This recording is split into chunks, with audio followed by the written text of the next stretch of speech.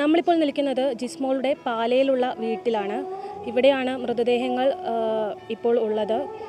കുറച്ച് കഴിഞ്ഞൊരു 3 മണി 3:30 കൂടി ഇതിനടുത്തുള്ള സെൻറ്റ് മേരീസ് ജ്ഞാനായ ചർച്ചിലേക്ക് മൃതദേഹങ്ങൾ അടക്കം ചെയ്യാൻ വേണ്ടി കൊണ്ടുപോകുന്നതായിരിക്കും. ജ്ഞാനായ സഭയുടെ നിയമമനുസരിച്ച് സാധാരണ ഭർത്താവിൻ്റെ ഇടവകയിലാണ് മൃതദേഹം സംസ്കരിക്കേണ്ടത്. എന്നാൽ കുടുംബത്തിൻ്റെ കടുത്ത അമർഷം കാരണം ആ തീരുമാനം മാറ്റേണ്ടി വന്നു. 2 ദിവസത്തെ നീണ്ട ചർച്ചയ്ക്കൊടുവിലാണ് ഇപ്പോൾ ഇവിടുത്തെ തന്നെ ചർച്ചിലേക്ക് മൃതദേഹം അടക്കം ചെയ്യാം എന്നൊരു തീരുമാനത്തിലേക്ക് എത്തിയിരിക്കുന്നത്. അതായത് 2 ദിവസം മുന്നേ ആയിരുന്നു ജിസ്മോൾ 2 കുഞ്ഞുങ്ങളെയും കൂട്ടിക്കൊണ്ട് ഇവിടെയുള്ള മീനച്ചിലാറ്റിൽ ചാടി മരിച്ചത്.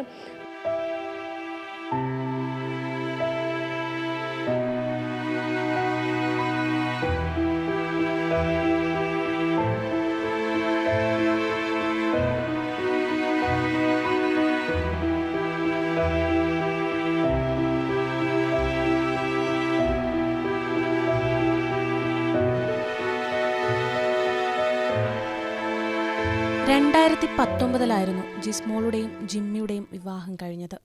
അതിനുശേഷം ഇങ്ങോളം കൊടിയ പീഡനങ്ങളായിരുന്നു ഭർത്താവിന്റെ വീട്ടിൽ ജിസ്മോൾ നേരിടേണ്ടി വന്നത്.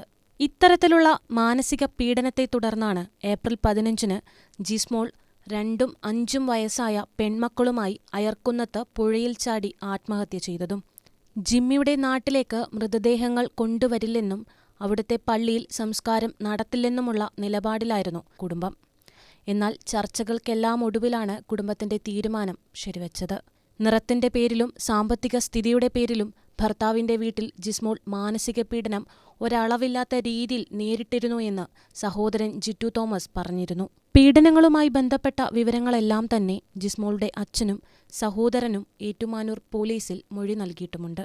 കിട്ടിയ സ്ത്രീധനം പോരെന്നും എന്റെ പെൺമക്കളെ വലിയ സ്ത്രീധനം നൽകിയാണ് കെട്ടിച്ചയച്ചതെന്നും അമ്മായിയമ്മ നിരന്തരം പറഞ്ഞ് മാനസികമായി കുറ്റപ്പെടുത്തിയിരുന്നതായും സഹോദരൻ വേദനയോടെ വെളിപ്പെടുത്തിയിരുന്നു. മരിക്കുന്നതിന് 2 ദിവസം മുന്നേ സഹോദരനുമായി ജിസ്മോൾ ഫോണിലൂടെ സംസാരിച്ചിരുന്നു. ഏറെ പ്രതീക്ഷയുള്ള സംസാരമായിരുന്നു എന്നാണ് ജിറ്റു പറയുകയുണ്ടായത്. ജീവനറ്റ നിലയിൽ 3 പേരെയും ഉള്ളുലയുന്ന വേദനയോടെയാണ് ഉറ്റവരും നാട്ടുകാരും യാത്രയാക്കുന്നത്. ഇപ്പോൾ വളരെ ദാരുണമായിട്ടുള്ളൊരു സംഭവമാണ് ഇപ്പോൾ നടന്നത്. 2 പിഞ്ച് കുഞ്ഞുങ്ങളെയും കൂട്ടിക്കൊണ്ടാണ് പുഴയിൽ ചാടി ആത്മഹത്യ ചെയ്തത്. ആദ്യത്തെ ശ്രമം പരാജയപ്പെട്ടതിനെ തുടർന്ന്, അതായത് കുഞ്ഞുങ്ങൾക്ക് വിഷം കൊടുക്കുകയും സ്വന്തമായി ജിസ്മോൾ കൈഞ്ഞരമ്പ് മുറിക്കുകയും ചെയ്തിരുന്നു. ആ ഒരു ശ്രമം പരാജയപ്പെട്ടതിനെ തുടർന്നാണ് ഇപ്പോൾ 2ാമത് പുഴയിലേക്ക് ചാടി ആത്മഹത്യ ചെയ്യുന്ന ഒരു സ്ഥിതിയിലേക്ക് വന്നത്. കുടുംബം കർശനമായിട്ട് ഉന്നയിക്കുന്നത് ജിമ്മിയുടെ കുടുംബാംഗങ്ങളുടെ മുകളിൽ കുറ്റമുണ്ട് എന്ന് തന്നെയാണ്. ഭർത്താവായ ജിമ്മിയുടെ പെങ്ങളെയും മാതാവിനെയാണ് ഇപ്പോൾ ആരോപിച്ചിരിക്കുന്നത്. അവരുടെ ഭാഗത്തു നിന്നും തക്കതായ ഒരു കാരണം ഇതിന് പുറകിലുണ്ടെന്നാണ് പറയുന്നത്. എന്താണ് തോന്നുന്നത് വേറൊന്നും കൊണ്ടല്ല.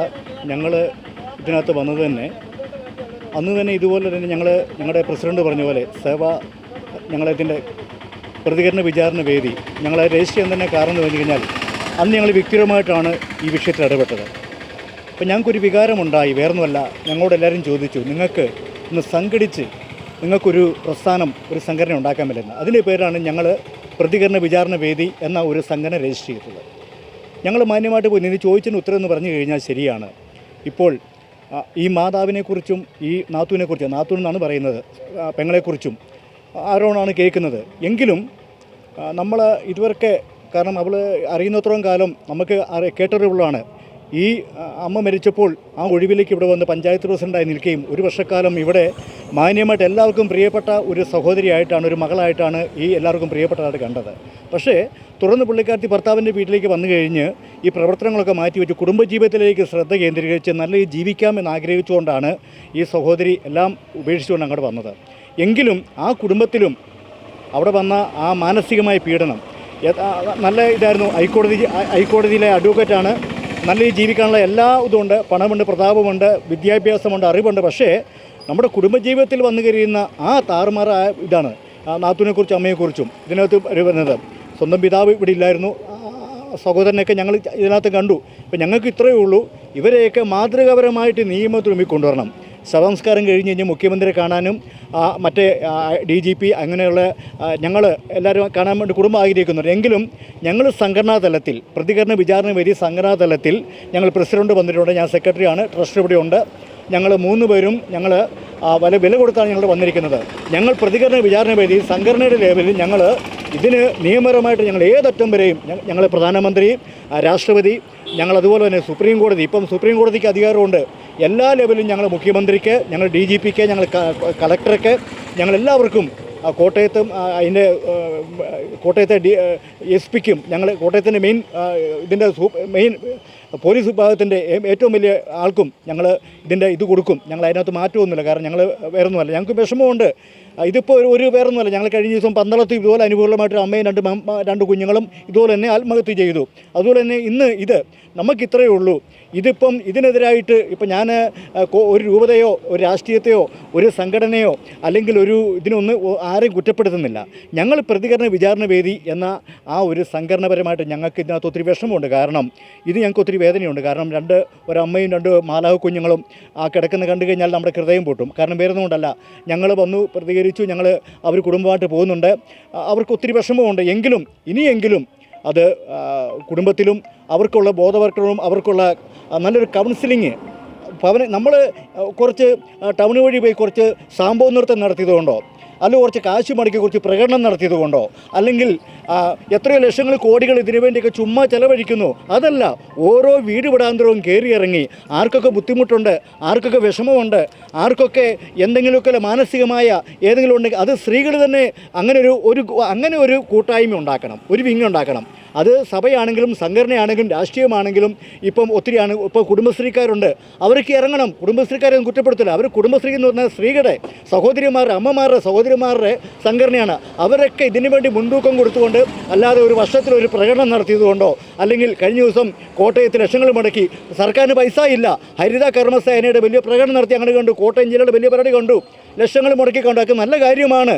കാരണം ശുചിത്വം വേണം, പക്ഷേ വേറൊന്നും അറിയില്ല. പക്ഷേ അതിനേക്കാൾ ഉപരിയായിട്ട് ഇതുപോലുള്ള ഈ ആത്മഹത്യകൾ ഒഴിവാക്കാൻ വേണ്ടി ഓരോ വീട് വിടാന്തരവും ഈ ഓരോ സംഘടനയുടെയും രാഷ്ട്രീയ അധികാരികളാണെങ്കിലും പള്ളിയുടെ അധികാരികളാണെങ്കിലും ഏത് അധികാരികളാണെങ്കിലും വീട് വിടാന്തരം കയറി ബോധവൽക്കരണം കൊടുത്തുകൊണ്ട് ഇവരുടെ വിഷമങ്ങൾ മനസ്സിലാക്കിക്കൊണ്ട് ഇവരെ കൈത്താങ്ങി ഇവരെ ആത്മഹത്യയിൽ നിന്നും ഈ വലിയ വിഷയങ്ങളിൽ നിന്നൊക്കെ കാരണം വേറൊന്നുമല്ല, കുഞ്ഞുങ്ങൾ നിഷ്കളങ്കരാണ്, അവർ മാലാഖ കുഞ്ഞുങ്ങളാണ്.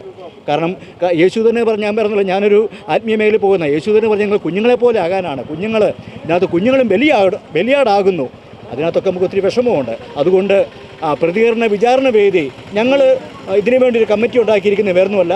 ഞങ്ങൾ ഇതിനകത്ത് വനിതകളുണ്ട്, യുവജനങ്ങളുണ്ട്, ഇവരെല്ലാം ഉൾപ്പെടുത്തിക്കൊണ്ട് ഞങ്ങൾ കമ്മിറ്റി ഉണ്ടാക്കി വീട് വിടാന്തരം കയറി ബോധവൽക്കരണം നടത്തി ഇതിൽ നിന്നും ആത്മഹത്യയിൽ നിന്നും ഒരു വിമോചനം കൊടുക്കാൻ വേണ്ടിയാണ് ഞങ്ങൾ ഈ സംഘടനയ്ക്ക് നേതൃത്വം കൊടുക്കുന്നത് രജിസ്റ്റർ ചെയ്തിരിക്കുന്നത്.